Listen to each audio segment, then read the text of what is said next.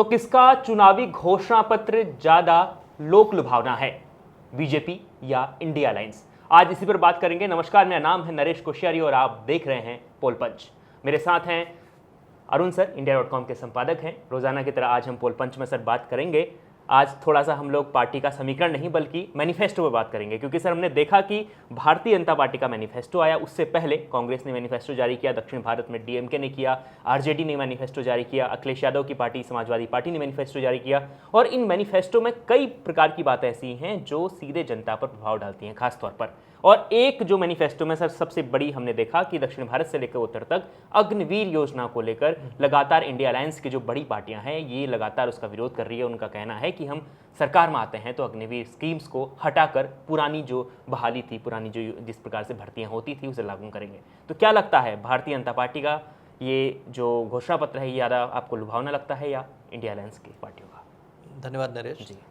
अगर हम लोग मैनिफेस्टोज़ की बात कर रहे हैं आज, तो मैनिफेस्टोज़ में हम देखेंगे कि कुछ चीज़ें जो हैं थोड़ा सा जो विभिन्न पार्टी ने जारी किया है, उन लोगों ने ज़्यादातर जो अपने मैनिफेस्टो के प्रोग्राम से या तो उन्होंने शुरुआत से कहते हुए चले आए हैं जी, या फिर उन्हीं जो अपने कुछ इम्पॉर्टेंट चीज़ों को उन्होंने उसी में पिरो दिया है। जैसे कि आप देखेंगे कि कांग्रेस पार्टी ने जो तकरीबन 47-48 पेजेस का मैनिफेस्टो जारी किया था, उस समय उसके पहले जो न्याय यात्रा शुरू हुई, न्याय यात्रा में जो उन्होंने 5 न्याय और 25 गारंटी की बात कही थी, तो एग्जैक्टली जो आप देखेंगे कि उन्हीं का जो है 5 न्याय और 25 गारंटी, उन लोगों ने उसी के जो चीज़ें जो पहले कहते आए उसको उसमें पिरो दिया।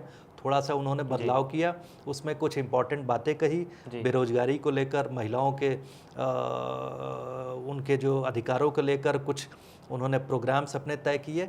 उसी तरह से बीजेपी ने भी जो कल अपना मैनिफेस्टो जारी किया है 78 पेजेस का, 76 पेजेस लगभग कुछ ऐसे। हाँ, तो उसमें जो है उन्होंने कोई अलग से किसी के प्रोग्राम के अनाउंसमेंट नहीं किया, क्योंकि आपने देखा होगा कि बीजेपी लगातार कह रही कि उसको जो है 2047 में विकसित भारत बनाना है।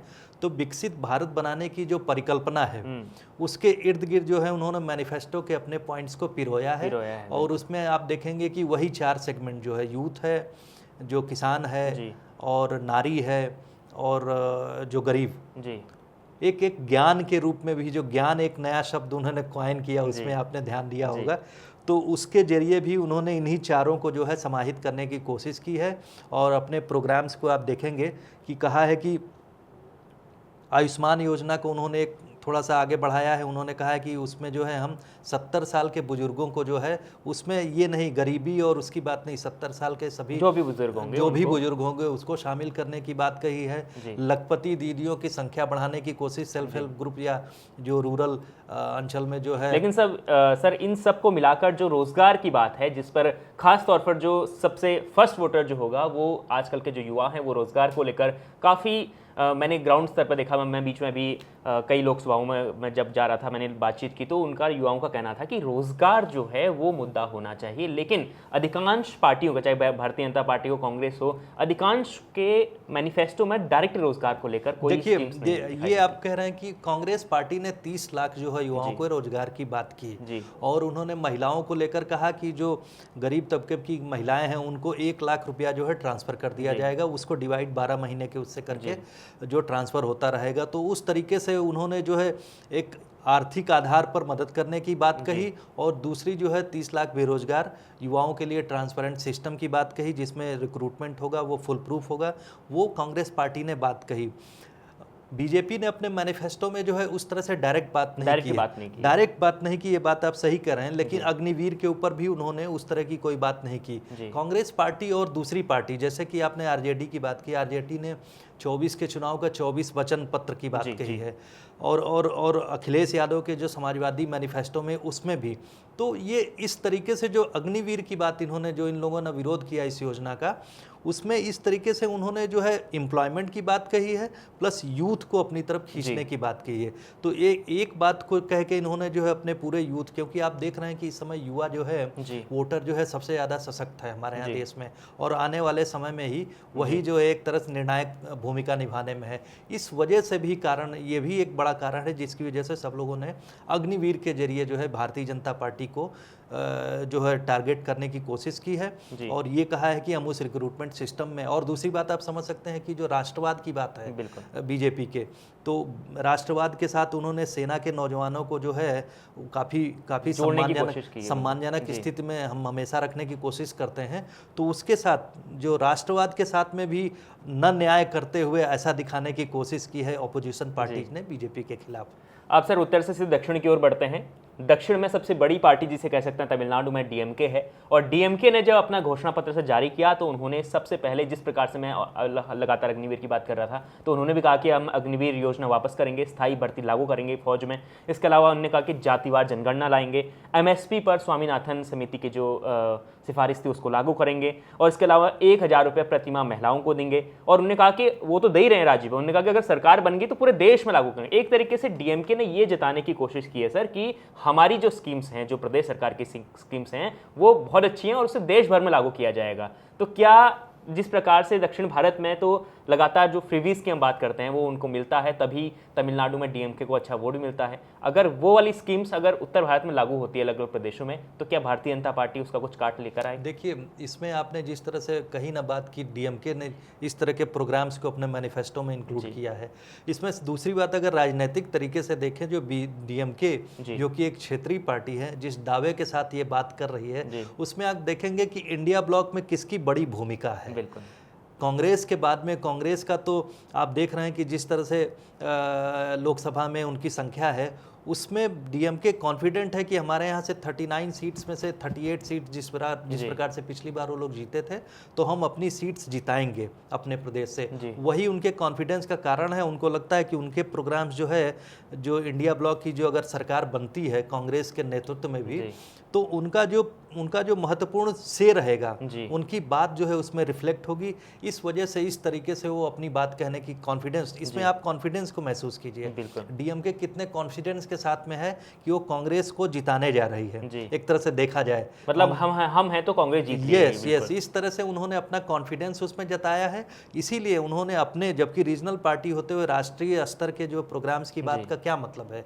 उसी तरफ से आप आरजेडी में भी देखेंगे, मोर और लेस यही सब बातें आरजेडी के 24 वचन पत्र में उन्होंने कहा है कि कास्ट सेंसस लागू करने की बात। कास्ट सेंसस आप थोड़ा सा याद कीजिए तो नीतीश कुमार जी जब इंडिया ब्लॉक के जो एक अहम नेता हुआ करते थे, तब उन्होंने कास्ट सेंसस की बात कही, उसको बिहार में लागू भी किया, और कांग्रेस की और सरकारों ने उसको लागू करने की कोशिश की।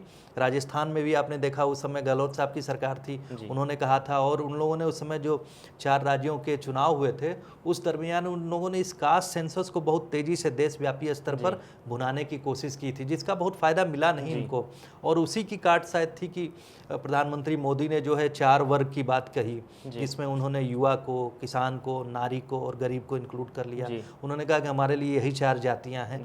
तो वो कास्ट सेंसस तो फेल हो गया वो प्लान, क्योंकि ओबीसी का जो उनका कास्ट सेंसस के जरिए था कि हम जो है ओबीसी वाली जो कंसोलिडेशन है वोट बैंक का, वो करेंगे, लेकिन वो प्लान फेल हो चुका है। नारी और ये जो अनएम्प्लॉयमेंट और प्राइस राइज, इस समय 2 महत्वपूर्ण मुद्दे हैं जिसके ऊपर कभी कभी जो है जब ऑपोजिशन अटैक करता है तो जो रूलिंग पार्टी बीजेपी है उसमें कहीं कहीं डिफेंसिव दिखती है। बिल्कुल सर, अब एक बहुत बड़ा सवाल इसी के इर्द गिर्द घूमता है। हम कहते हैं कि दक्षिण भारत में लगातार जो राज्य सरकारें, जिस प्रकार डीएमके की बात हो रही थी, जो वो स्कीम्स देती हैं जनता को पसंद आती हैं, और सरकार भी उन्हीं की बनती है। प्रदेश में भी सरकार है और लोकसभा चुनाव में भी अच्छा प्रदर्शन वो लोग करते हैं, सबसे आगे पार्टी उन्हीं की रहती है। लेकिन ऐसा उत्तर भारत में नहीं दिखता है। राजस्थान में अशोक गहलोत की सरकार थी, अच्छी खासी योजनाएं लेके आए थे, हेल्थ को लेकर उन्होंने स्वास्थ्य का अधिकार लोगों को दिया, बहुत बढ़िया स्कीम्स लेके आई, लेकिन न विधानसभा चुनाव जीते, न लोकसभा में अच्छा प्रदर्शन कर पाती। ऐसा क्यों? देखिए, उसके पीछे कारण है जी। आप देखेंगे कि जो दक्षिण भारत की राजनीति थोड़ा उत्तर भारत की राजनीति से थोड़ी सी अलग है जी। वो ऐसा नहीं कि वहाँ कास्ट अलायंस नहीं है, वहाँ भी कास्ट अलायंस है, लेकिन आपने जिन राज्यों की बात की वहाँ पर सरकार चल रही थी और सिर्फ फ्रीवीज के जरिए, जैसे आपने राजस्थान सरकार की बात की थी, गहलोत साहब ने बड़ी कोशिश की कि फ्रीवीज के जरिए उन्होंने जो है, आप अगर उनके स्वास्थ्य वाली प्रोग्राम बहुत अच्छा था कि 25 लाख तक सबका इंश्योरेंस करवा देंगे, जो उस तरह के स्वास्थ्य सेवाएं, हाँ, उस तरह की बात, ये सब प्रोग्राम्स अच्छे थे। लेकिन जनता को ये समझ में आ गया था कि 2 महीने जब इलेक्शन आ गया है सिर पे, तो 2 महीने पहले इस तरह के प्रोग्राम्स के अनाउंस जिले बना दिए उन्होंने, नए जिले बना दिए, बहुत कुछ काम तो इलेक्शन से पहले कर दिया। तो इस तरह का मैसेज इससे जो है अब जनता जो है अवेयर हो चुकी है, जो वोटर है वो अवेयर हो जाता है, और चुनाव के 2 महीने पहले से ही हमारे यहाँ इतनी जागरूकता आ चुकी है कि जो है जनता जो है अपनी, या जो लोग अब राजनीति में इंटरेस्ट लेते हैं वो लोग उसी तरह से ओपिनिएटेड हो जाते हैं, और एक एक साइकी डेवलप होनी शुरू हो जाती है कि अगर किसी सरकार के खिलाफ एंटी इनकम्बेंसी है तो वो फैक्टर बनना शुरू हो जाता है। तो ये सब कुछ कारण होते हैं जो कि समग्र रूप से आने वोटिंग के दिन जो है वोटों में परिणित होकर जो है परिलक्षित होते हैं। तो आप ये कह सकते हैं कि दक्षिण भारत की राजनीति इस तरीके से अलग है कि वहाँ पर जो फ्रीबीज का दौर चला तो वो लोगों को लाभ से मतलब लोग लाभान्वित होते रहे हैं। इसलिए उनका मानना है कि अगर ये सरकार प्रॉमिस कर रही है तो ये देगी। डीएमके ने भी यही किया है। इस बार अगर उन्होंने 1000 रुपया दिया, या जो जैसे आप कहते हैं मिड डे मील के बात है तो उसके साथ नाश्ता देने की बात हो गई, तो इस तरह से ये प्रोग्राम वहाँ चल रहे हैं। इसीलिए जो है लोगों का, और सबसे बड़ी बात है कि उत्तर भारत की या बीजेपी जो है वहाँ पर अभी सेंध नहीं लगा सकी है, तो जाहिर सी बात जिस सरकार से उनका नज़दीकी है यानी राज्य सरकार से, तो उसमें अभी उनका फेथ बना हुआ है। बिल्कुल सर, अगर हम देखें पूरे भारत की बात करें तो दक्षिण भारत ही ऐसी एकमात्र हमें ऐसा इलाका नज़र आता है, क्षेत्र नज़र आता है जहाँ पर क्षेत्रीय पार्टियाँ सबसे ज़्यादा अपना इम्पैक्ट रखती हैं। उत्तर भारत में भी हालांकि है, सपा बसपा उत्तर प्रदेश में है, आरजेडी और जेडीयू बिहार में है, लेकिन दक्षिण भारत में सभी स्टेटों में लगभग क्षेत्रीय पार्टियां लगभग वहां पर। हाँ, मैंने कहा ना कि उसका फैक्टर एक तो तमिलनाडु का बिल्कुल अलग है, द्रविड़ पॉलिटिक्स हो जाती है जो कि एंटी ब्राह्मीण हो जाती है। तेलंगाना की बात करें वहां पर भी, अगर मैं तमिलनाडु की बात कर रहा था, वहाँ 2 फैक्टर काम करते हैं, एक तो एंटी हिंदी और एंटी ब्राह्मीण। बीजेपी को भी वो लोग एंटी ब्राह्मीण पार्टी, एंटी एक तरह से मान के चलते हैं कि उत्तर भारत की पार्टी है और ब्राह्मीण डोमिनेटेड पार्टी है, जो कि परसेप्शन इस बार बदल रहा है। आपको मैं बताऊं कि जो तिरुपुर रीजन है, यहाँ पर की जो व्यवसायी वर्ग आप कह सकते हैं, जो कि वहाँ का जो कॉटन का सबसे रिच एरिया मानता है, वहाँ से लोग यूरोप में ज़बरदस्त एक्सपोर्ट होता है कॉटन का। कॉटन का मतलब जो मैन्युफैक्चर्ड चीज़ें हैं वो सब एक्सपोर्ट होती हैं कॉटन की वहाँ पर। तो वहाँ पर आप उत्तर भारत से, बिहार के, झारखंड से जो है ट्रेन जो है वर्कर्स आते हैं वहाँ पर। और ये जो यूक्रेन और रूस का वॉर हुआ है तो इसमें तकरीबन वहाँ पर जो एक्सपोर्ट है वो उसमें तकरीबन 40% की कमी आई है, और इनकी इकोनॉमी वहाँ की उस एरिया की जो इकोनॉमी है वो भी 30% करीब अगर आप देखेंगे पिछले 2 सालों में डाउन हुई है। तो उसका ऐसा नहीं है, उसका भी एक साइकी हो सकता है बने उस एरिया में कि साहब जो है अगर केंद्र के साथ हम लोग रहेंगे तो कहते हैं ना डबल इंजन की सरकार, तो ये भी ऐसा नहीं है, चीज़ें बदल रही हैं धीरे धीरे। मैं नहीं कहता कि वहाँ पर जो पूरा का पूरा परिवर्तन होगा, लेकिन ये सब भी फैक्टर्स हैं जो कि जिनके बारे में लोगों ने शुरू कर दिया सोचना। उत्तर भारत से लोग दक्षिण भारत में जा रहे हैं तो हिंदी बोलने वालों की भी संख्या बढ़ रही है। तो तमिलनाडु में एक साथ कई फैक्टर्स काम कर रहे हैं जो कि बीजेपी के फेवर में जाते हुए दिख रहे हैं। हो सकता है वो लोग सीट बहुत सारी न जीत पाएँ, 5 सीट भी न जीत पाएँ, लेकिन जो उन लोगों का एक जो जैसा कि बीजेपी की जो आगे बढ़ने की दौड़ है उसमें उन लोगों ने देखा है कि एक पार्टी को हटा दे, अगर वो उनका वोटिंग परसेंटेज AIADMK से थोड़ा सा भी बढ़ जाता है वहाँ पर, तो इसका मतलब नेक्स्ट चुनाव में जो है AIADMK जो कि DMK के खिलाफ चुनाव लड़ती रही वो बाहर हो जाएगी। तो इस तरीके से उनके लीडर्स इनके साथ में आ जाएंगे। इस तरह की भी जो है चुनावी गड़दी चल रही है, लगातार पार्टी का जो विस्तार करने की कोशिश इस तरह की भी चल रही है। बिल्कुल सर। तो देखिए लगभग सभी पार्टियों के अब चुनावी घोषणा पत्र आ चुके हैं। पहले फेज का जो चुनाव है वो 19 तारीख को होगा, यानी 19 अप्रैल को पहले फेज के लिए वोटिंग होनी है, और सभी पार्टियां जो हैं उसके लिए जी तोड़ मेहनत कर रही हैं। और इस बीच लगातार जो हमने चर्चा की और हमने जो आपको बताया कि किसकी क्या चुनावी घोषणा में क्या क्या बातें हुई हैं, उसे लेकर आपकी क्या राय है वो आप कमेंट कर बता सकते हैं। और किसका घोषणा पत्र आपको ज़्यादा लुभावना लगा ये भी आप कमेंट कर जरूर बताएं। लगातार हम चर्चा करेंगे, पॉलिटिकल रोज चर्चा करते हैं, लोकसभा चुनाव के दौरान जो भी पॉलिटिकल अपडेट्स आ रहे हैं उसके चर्चा हम करते हैं। लगातार रोज शाम हमारे साथ जुड़िएगा। बहुत बहुत शुक्रिया आपका। धन्यवाद।